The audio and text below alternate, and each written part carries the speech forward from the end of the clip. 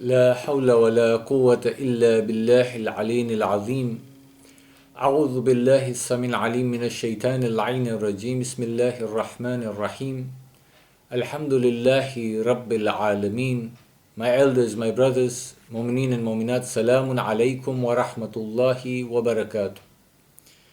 We have been discussing on the short du'as given to us by the Holy Prophet for the month of Ramadan.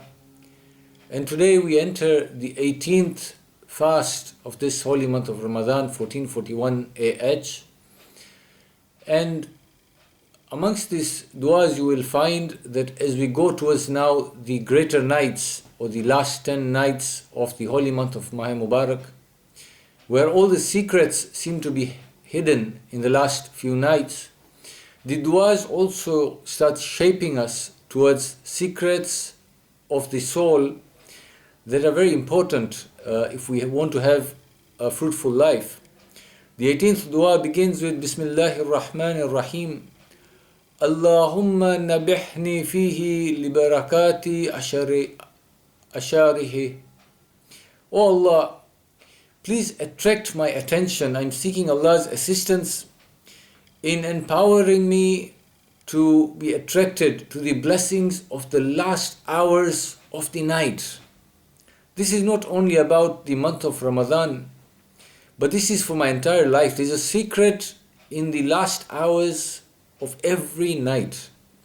Just like there seems to be a secret in the last days of every month.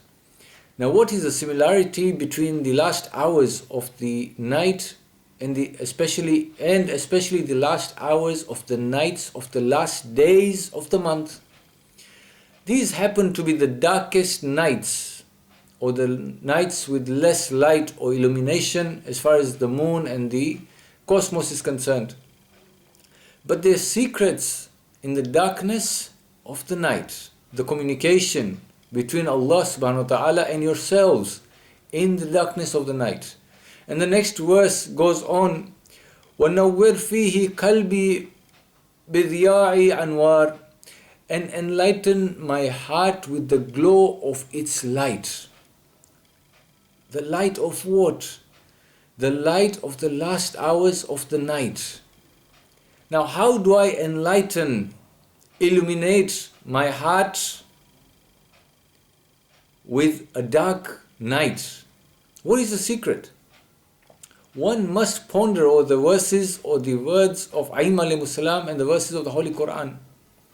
What is there in the darkness of the night, especially in the last hours before Fajr, the subh time, to which this dua seems to allude?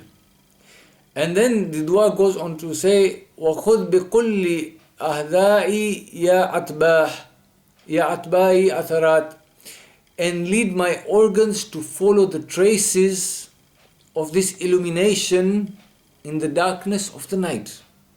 So first I'm asking Allah subhanahu wa ta'ala to draw my attention to the blessings of the darkness of the night. So I need to find what are the blessings in the darkness of the night, the last few hours of the night. And then I'm asking Allah subhanahu wa ta'ala to enlighten me, the soul, not the physical body, and possibly even with the physical body, it also gets enlightenment, it gets nurani according to a lot of traditions. But enlighten my heart with the glow of these last hours of the night. And then we are asking Allah to make our organs follow the traces of this illumination. بِنُورِكَ يَا مُنَوَّرَ قُلُوبِ الْعَارِفِينَ. O He who enlightens, or the light who enlightens, enlighten me. Those who are arif, those who are friends, who want to befriend Allah subhanahu wa ta'ala, those who are intimate with Allah subhanahu wa ta'ala, those who understand the intricacies of the greatness of Allah subhanahu wa ta'ala. So I am telling Allah subhanahu wa ta'ala that there is a secret in this night, and this is the only way to become close, to become intimate with the greatness of yourself. All of us want illumination in our lives. We all want to be guided rightly in our lives. All of us want to be seen upright, to be respected, honored, and not only honored within the society that we live in the world we live in, but honored amongst the Malaika and Allah subhanahu wa ta'ala. So let us look at Surah Sajda, the 32nd surah of the Holy Quran, in which Allah subhanahu wa ta'ala between verse 15 and 18 very beautifully describes a certain group of people whom He says, only those who believe in our signs, only those who believe in our signs. And these are the ones to whom when you recite our praise or our signs, or when you talk about us before them, they fall down in sajda, in adoration to their Lord, and they're never puffed up with pride. So the first sign of these people who truly believe, the catchword is my belief in Allah subhanahu wa ta'ala sincere? This dua today is leading me towards sincerity and belief. If my belief in Allah subhanahu wa ta'ala is sincere and truthful, then when I hear His signs, then I fall down in sajda, in prostration, in shukr, and I'm not puffed up with pride. A prideful and a boastful person does not truly believe in the signs of Allah subhanahu wa ta'ala. So I need to see, is this sickness of pride inside me? If it is, there is a problem with my iman. And then the next verse goes on to say, their limbs, see the dua was telling us, make our limbs also follow, our organs follow the traces of that illumination. The 16th verse of Surah Sajda says, their limbs forsake their beds of sleep. Again, the night time comes in, especially that last bit of the darkness of the night.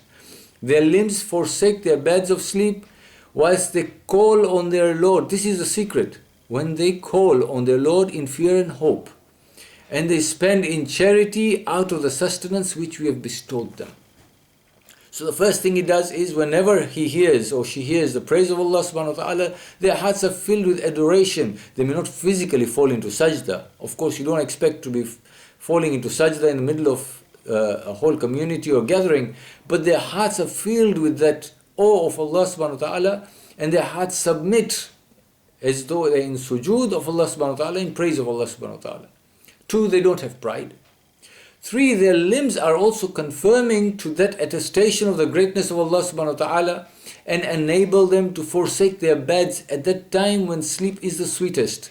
At that early hours of the night, just before Salatul Fajr time, say between 2 and 4 o'clock, 2 and 5 o'clock, this is the time their limbs do harakah and get them out of their warm beds. To do what? To talk and communicate with their lords out of fear and hope. And these are the people who give in charity from whatever sustenance they've been given. Here the ayah is not talking about abundance in sustenance. It's talking about whatever little. Whatever you get. A poor person according to his means, a rich person according to their means. So these are the 4 signs of those people who have truly believed. And then Allah subhanahu wa ta'ala goes on to say, now no person in the entire creation knows what delights of the eye we have kept hidden in reserve for such people. The secret is all encompassed in that midnight prayer, that munajat, that discussion between the true believer and his Lord in fear and hope. This dua is leading towards namaz al-shab. Salatul Layl, the beauty, the adornment of a true believer. It is a very difficult thing for many to do, but it can be achieved through practice. Yet how few of us take advantage of this Salatul Layl. The virtues of Salatul Layl are innumerous, and unfortunately because of the shortness of this session, we do not have the time to go through them. But on this day, as we near the last nights of Maha Mubarak Ramadan, we are asking Allah subhanahu wa ta'ala to draw our attention to these blessings. So this clip inshallah has drawn your attention to the blessings of Salatul Layl. Take the time to go and find out what are the benefits of Salatul Layl.